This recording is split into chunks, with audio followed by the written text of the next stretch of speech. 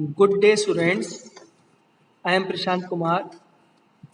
I am taking the second last chapter of your class 12 economics book, macroeconomics book, and the chapter name is foreign exchange rate. आज मैं आपको आपकी 12th class की macro economics का second last chapter के बारे में discuss करेंगे, जिसका नाम है फॉरेन एक्सचेंज रेट। इससे पहले मैं आपको बताना चाहूँगा कि अगर आपने अभी तक चैनल को सब्सक्राइब नहीं करा है तो please subscribe it and press the bell icon. इससे आपको फ़ायदा क्या होगा कि जो भी लेटेस्ट वीडियोस आपके सब्जेक्ट की आपको मिलेगी, विदाउट एनी डिले आप उसको देख सकते हैं और उससे बेनिफिट ले सकते हैं। तो आइए हम चैप्टर स्टार्ट करते हैं। चैप्टर है हमारा फॉरेन एक्सचेंज रेट।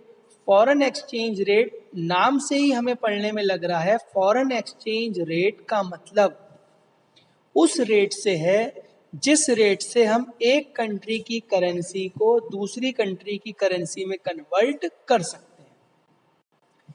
हमें अगर अपने इंडियन रुपीस को कन्वर्ट करना है अमेरिकन यूएस डॉलर में, मेरे पास इंडियन रुपीस है INR और मुझे उससे अमेरिकन डॉलर को परचेज करना है, तो कितना पैसा मुझे देना पड़ेगा एक अमेरिका के डॉलर को लेने के लिए? इसको कहते हैं फॉरेन एक्सचेंज रेट। तो क्या समझ में आया? फॉरेन एक्सचेंज रेट वो वाला रेट होता है जिस रेट पे डोमेस्टिक करेंसी, जिस जगह हम रहते हैं वो हमारी डोमेस्टिक कंट्री होती है। We are living in India, तो हमारी डोमेस्टिक कंट्री हो गई इंडिया और इंडिया की करेंसी हो गई डोमेस्टिक करेंसी। तो the rate at which domestic currency can be exchange for a foreign currency is known as foreign exchange rate. Domestic currency को दूसरी कंट्री की करेंसी में कन्वर्ट करने को ही हम कहते हैं फॉरेन एक्सचेंज रेट। इसमें आप देख भी रहे होंगे, एक एग्जाम्पल दे रखा है, if 50 rupees are to be paid to buy $1। अगर हमें $1 लेने के लिए 50 रुपीज देने पड़ रहे हैं तो हमारा फॉरेन एक्सचेंज रेट हो गया 50 रुपीज इज इक्वल टू $1। ये एक तरीके का रेशो होता है। इसको हम ऐसे भी कह सकते हैं, it is the ratio between exchange of currency of one country into exchange of currency of another country. इसको हम ये भी कह सकते हैं, it is also called external value of the domestic currency. हमारी डोमेस्टिक करेंसी की एक्सटर्नल वैल्यू क्या है? तो अगर हमें $1 लेने के लिए 50 रुपए देना पड़ रहा है तो हमारे 50 रुपए की एक्सटर्नल वैल्यू है $1। एक आता है फॉरेन एक्सचेंज। फॉरेन एक्सचेंज का मतलब फॉरेन करेंसी। हमें मालूम है फॉरेन जितनी भी हमारे पास फॉरेन एक्सचेंज है that is kept by the RBI। जितनी भी हमारे पास फॉरेन करेंसी है वो RBI का एक हमने फंक्शन पढ़ा होगा, कस्टडियन ऑफ फॉरेन एक्सचेंज। तो सारी फॉरेन करेंसी जितनी भी हमारी इकोनॉमी में है that is kept by the RBI। इस स्लाइड में आप देखेंगे flexible and fix exchange rate. अभी हमने एक्सचेंज रेट पढ़ा, अब एक्सचेंज रेट भी दो तरीके का होता है। एक तो होता है फ्लेक्सिबल। फ्लेक्सिबल एक्सचेंज रेट वो वाला रेट जहाँ पे एक्सचेंज रेट की वैल्यू चेंज होती रहती है। आज हमें $1 लेने के लिए 50 रुपीज देने पड़ रहे हैं, कभी हमें देने पड़ेंगे 48 और कभी हमें देने पड़ेंगे 52। चेंज हो रहा है। ये चेंज हो रहा है सप्लाई और डिमांड की वजह से। तो इसको हम कहते हैं flexible exchange rate. Fix exchange rate क्या होता है? फिक्स एक्सचेंज रेट वो वाला रेट होता है जहां पे फॉरेन एक्सचेंज रेट फिक्स रहता है। एक बार अगर फिक्स हो गया कि आपको $1 लेने के लिए 50 रुपए ही देने हैं तो वो फिक्स रहेंगे। जब तक वहां की गवर्नमेंट उसमें किसी तरीके का चेंज नहीं करती है। तो फिलहाल इस स्लाइड में हम देखेंगे flexible exchange rate. Flexible rate of exchange, इसको फ्लोटिंग रेट ऑफ एक्सचेंज भी कहते हैं। Is that rate which is determined, ये वो वाला रेट है जो डिटरमाइन होता है। किससे डिटरमाइन होता है? By the supply and demand forces in the foreign exchange market. कि फॉरेन एक्सचेंज मार्केट में जो भी हमारा कभी रेट कम हो जाता है, कभी रेट ज्यादा हो जाता है, ये डिपेंड करता है मार्केट फोर्सेस पे। और हमारे मार्केट फोर्सेस हैं सप्लाई और demand. In class 11 micro economics we have also seen that there are the two forces, two market forces. First one is supply and other one is demand. अगर किसी चीज की supply होगी, price rate obvious है, supply ज्यादा होगी price rate कम हो जाएगा, और डिमांड ज्यादा होगी तो प्राइस ज्यादा हो जाएगा। इसको हम फ्री एक्सचेंज रेट भी कहते हैं। फ्री एक्सचेंज रेट इसलिए कहते हैं कि इस एक्सचेंज रेट को कम या ज्यादा करने में गवर्नमेंट का कोई भी इंटरफेयर नहीं होता। इस स्लाइड में आप देखेंगे फिगर 1, एक डायग्राम बना हुआ है जिसमें वाई एक्सिस पे लिया है फॉरेन एक्सचेंज रेट और एक्स एक्सिस पे लिया है डिमांड। इसका कर्व सेम है, डाउनवर्ड स्लोपिंग, क्योंकि हमें मालूम है प्राइस और डिमांड में इनवर्स रिलेशन होती है। तो इसका जो डिमांड कर्व डाउनवर्ड, इसी के साथ इसको मैं एक्सप्लेन करूंगा कि पहले एक यूएस डॉलर को लेने के लिए वी हैव टेकन 50 रुपीज, 50 रुपए देने पड़ रहे हैं। डिमांड बढ़ गई, अब उसी एक यूएस डॉलर को देने के लिए हमें 70 रुपीज पे करने पड़ेंगे। तो इसमें higher the exchange rate lower the demand for foreign exchange. अगर एक्सचेंज रेट हायर होगा तो हमारी डिमांड फॉरेन एक्सचेंज रेट कम होगा। अब इस स्लाइड में आप देखेंगे supply of foreign exchange. Supply का कर्व हमने 11th क्लास की माइक्रो में भी देखा है। सप्लाई की प्राइस के साथ पॉजिटिव रिलेशन होती है। प्राइस बढ़ जाएगा, सप्लाई भी बढ़ जाएगी, प्राइस कम हो जाएगा, सप्लाई भी कम हो जाएगी।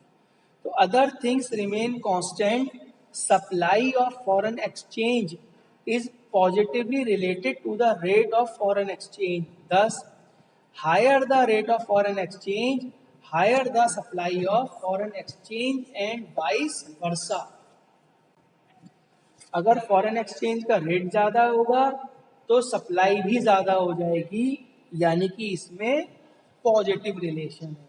इसका जो सप्लाई कर्व है वो अपवर्ड होता है। अपवर्ड इसलिए क्योंकि इसमें पॉजिटिव रिलेशन है। इसी में पहले हम देखेंगे कि $1 लेने के लिए वी हैव टेकन 50 रुपीज, 50 रुपए मिल जाते थे हमें। अब उसी $1 के लेने के लिए हमें 70 रुपीज मिलेंगे। तो फ्री एक्सचेंज रेट यानी कि फ्लेक्सिबल एक्सचेंज रेट एक वो वाला एक्सचेंज रेट हो गया जहां पे जो भी फॉरेन एक्सचेंज रेट है वो फिक्स नहीं रहता, कभी कम हो जाता है, कभी ज्यादा हो जाता है। और इसके पीछे जो रीजन है, इसके पीछे रीजन है मार्केट फोर्सेस। कि कभी मार्केट फोर्सेस की वजह से डिमांड ज्यादा होगी, रेट ज्यादा हो गया, कभी मार्केट फोर्सेस की वजह से सप्लाई ज्यादा होगी, रेट कम हो जाएगा। इसमें किसी भी गवर्नमेंट का, किसी भी इकोनॉमी के हेड बैंक का कोई भी इंटरफेयर नहीं होता। गवर्नमेंट इसमें इंटरफेयर कर सकती है अगर उसको लगता है कि रेट बहुत ज्यादा एक्सेसिवली बढ़ गया है या बहुत ज्यादा रेट एक्सेसिवली कम हो गया है। उससे पहले गवर्नमेंट इसमें किसी भी तरीके का चेंज करने की कोशिश नहीं करती है। इस स्लाइड में आप देखेंगे फिगर 3 में एक ही डायग्राम में हमने सप्लाई भी ले रखी है, डिमांड भी ले रखी है। डिमांड कर्व को हमने डिनोट करा है ब्लू इंक से डीएफ। डीएफ का मतलब डिमांड ऑफ फॉरेन एक्सचेंज, और सप्लाई कर्व को हमने डिनोट कर रखा है ग्रीन से SF, supply of foreign exchange. यानी कि where demand of foreign exchange and supply of foreign exchange are intersect each other, जहां वो दोनों एक दूसरे को इंटरसेक्ट करते हैं, that is point of equilibrium. इस पॉइंट ऑफ इक्विलिब्रियम से लेके if we draw one perpendicular on x axis, अगर हम उससे एक्स एक्सिस पे एक परपेंडिकुलर ड्रॉन कराते हैं तो वो आ जाता है फॉरेन एक्सचेंज सप्लाई या फॉरेन एक्सचेंज डिमांड। और इसी पॉइंट ऑफ इक्विलिब्रियम से अगर हम रेट ऑफ एक्सचेंज पे एक परपेंडिकुलर ड्रॉन कराते हैं तो वो आ जाता है फॉरेन एक्सचेंज रेट। इसी वजह से सप्लाई ज्यादा होगी, प्राइस कम हो जाएगा, सप्लाई कम होगी, प्राइस ज्यादा हो जाएगा। अगर डिमांड ज्यादा होगी, प्राइस ज्यादा हो जाएगा, और डिमांड कम होगी, प्राइस भी कम हो जाएगा। सेम नॉर्मल कमोडिटीज का, किसी भी चीज की, जैसे विंटर सीजन में वुलन क्लॉथ्स की डिमांड बढ़ जाती है। तो आप देखें पीक वुलन सीजन में बिल्कुल ठंड जब पड़ती है तो उस समय प्राइस वुलन क्लॉथ्स के थोड़े से ज्यादा होते हैं, और जब वुलन विंटर का टाइम थोड़ा थोड़ा कम होने वाला है कि भाई विंटर के बाद we are coming in autumn season, तो उस समय हम देखेंगे कि डिमांड कम हो जाएगी। तो उसके कंपनीज वगैरह आपने देखा भी होगा शोरूम वगैरह पे कि उसके क्या होते हैं, उस पर डिस्काउंट वगैरह लगा दिया जाता है। इसलिए सेम जो किसी भी गुड्स का है उसी के बारे में ये उससे ही रिलेटेड है। अब एक हम इसमें चीज करेंगे इम्पैक्ट। इम्पैक्ट का मतलब असर, कि अगर डिमांड और सप्लाई इंक्रीज होंगे या डिक्रीज होंगे, डिमांड आपकी बढ़ गई या डिमांड कम हो गई, सप्लाई आपकी बढ़ गई या सप्लाई आपकी कम हो गई, तो उससे हमारे फॉरेन एक्सचेंज रेट पे क्या फर्क पड़े। अब नेक्स्ट हमारा टॉपिक है impact of change in demand and supply. Now taking situation first situation में हम आपको बताएंगे impact of increase in demand for a foreign currency.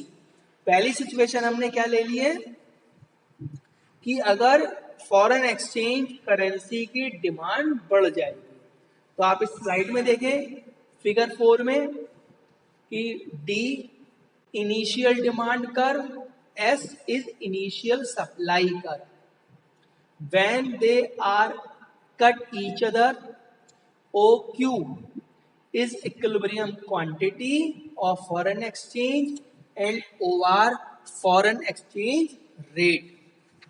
But when our demand increases, we know very well कि अगर हमारी demand बढ़ेगी तो demand curve move rightward, जो हमारा डिमांड कर्व है वो राइटवर्ड हो जाएगा।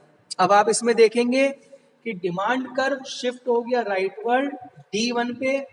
अब इस न्यू डिमांड कर्व ने इनिशियल सप्लाई कर्व को जहां कट करा तो फॉरेन एक्सचेंज क्वांटिटी राइज हो गई OQ से OQ1, और हमारा फॉरेन एक्सचेंज रेट बढ़ गया OR से OR1। इसका मतलब अगर किसी चीज की डिमांड बढ़ेगी तो उसका प्राइस भी बढ़ जाएगा, और जब प्राइस बढ़ जाएगा वी नो वेरी वेल कि प्राइस के बढ़ने से प्रोड्यूसर का प्रॉफिट भी बढ़ जाता है। तो जब उसका प्रॉफिट बढ़ेगा तो वो अपनी मार्केट में गुड्स की सप्लाई या फॉरेन एक्सचेंज की सप्लाई भी बढ़ा। तो this cause a rise in equilibrium foreign exchange rate from OR to OR1।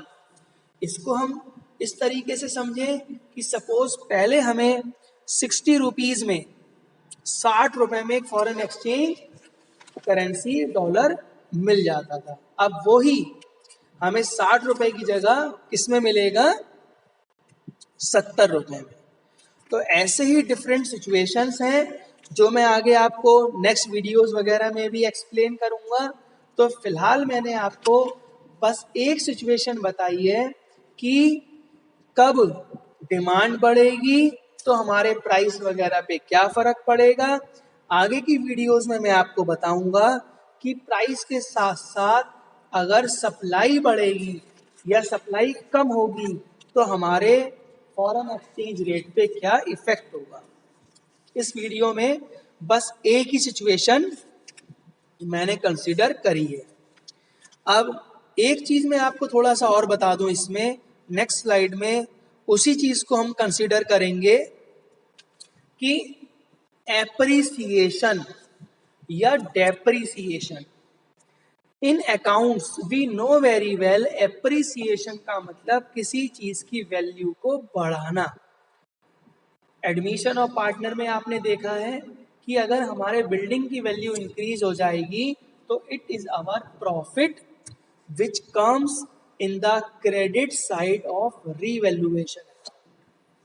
अब वो चीज मैं आपको यहाँ क्यों बता रहा हूं भाई, वीडियो चल रही है हमारी इकोनॉमिक्स से related and you are saying that sir telling about accountancy.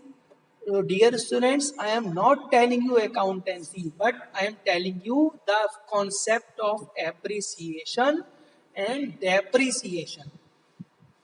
Suppose इस स्लाइड में आप देखेंगे फोकस जोन में कॉलम बना हुआ है, टेबल बनी हुई है, एप्रिसिएशन ऑफ डोमेस्टिक करेंसी और डेप्रिसिएशन ऑफ फॉरेन करेंसी। तो एप्रिसिएशन का मतलब वैल्यू बढ़ना, लेकिन फॉरेन एक्सचेंज रेट में अगर हमें पहले $1 60 रुपीज का मिलता था, 60 रुपए का पहले $1 हमें मिल जाता था, अब वही डॉलर 60 रुपीज की जगह 50 रुपीज में मिल रहा है। ठीक है, यानी कि $1 जो पहले हम 60 रुपए में ले रहे थे, अब वही $1 50 रुपए में लेंगे। तो आप तो कहोगे कि भैया तो डेप्रिसिएट हो गया। भाई पहले $1 मिलता था 60 रुपए में, आज $1 हम लेने के लिए दे रहे हैं 50 रुपए, तो ये एप्रिसिएट कैसे हुआ, ये तो डेप्रिसिएट हो गया। सो डियर स्टूडेंट्स, मैं आपको यही एक्सप्लेन करने की जरूरत महसूस करता हूं कि अगर हम इसको अकाउंट्स के पॉइंट ऑफ व्यू से सोचेंगे तो इट इज ट्रू कि ये डेप्रिसिएशन है, बट अगर आप ये सोचें कि पहले 60 रुपए देके 60 rupees we are paying and we are taking $1, आज वो ही $, पहले 60 रुपए देते थे, आज हम दे रहे हैं 50 रुपए, यानी कि हमारा 10 रुपए बच गए। तो डेट इज कॉल्ड एप्रिसिएशन, कि पहले हमें $1 के लिए 60 रुपए देना पड़ता था, आज हमें $1 के लिए 50 रुपए देना पड़ रहा है, तो हमारे पास 10 रुपए की सेविंग हो गई। It is called appreciation. इसी तरीके से पहले हमें $1 लेने के लिए 60 रुपए देने पड़ते थे, अब उसी डॉलर को लेने के लिए वी आर पेइंग 70, तो हमें 10 रुपए ज्यादा देने पड़ रहे हैं, तो हमारा लॉस हो गया। तो that is depreciation. So appreciation it is a situation of fall in exchange rate. Foreign exchange rate fall होगा, एप्रिसिएशन हो जाएगा, फॉरेन एक्सचेंज रेट राइज होगा, डेप्रिसिएशन हो जाएगा। जब हम $1 लेने के लिए कम पैसा देंगे, एप्रिसिएशन। जब हम $1 लेने के लिए ज्यादा पैसा देंगे, डेप्रिसिएशन। एप्रिसिएशन के कॉजेज, जब किसी चीज की सप्लाई बढ़ जाएगी या किसी चीज की डिमांड कम हो जाएगी। डेप्रिसिएशन, जब फॉरेन एक्सचेंज रेट की डिमांड बढ़ जाएगी, जब फॉरेन एक्सचेंज रेट की सप्लाई कम हो जाएगी। तो इस वीडियो में अभी हमने देखा फॉरेन एक्सचेंज रेट के बारे में, उसके फ्लेक्सिबल एक्सचेंज रेट के बारे में, उसके इम्पैक्ट के बारे में, और लास्ट में हमने देखा एप्रिसिएशन और डेप्रिसिएशन। इसके आगे का I will tell you in next video.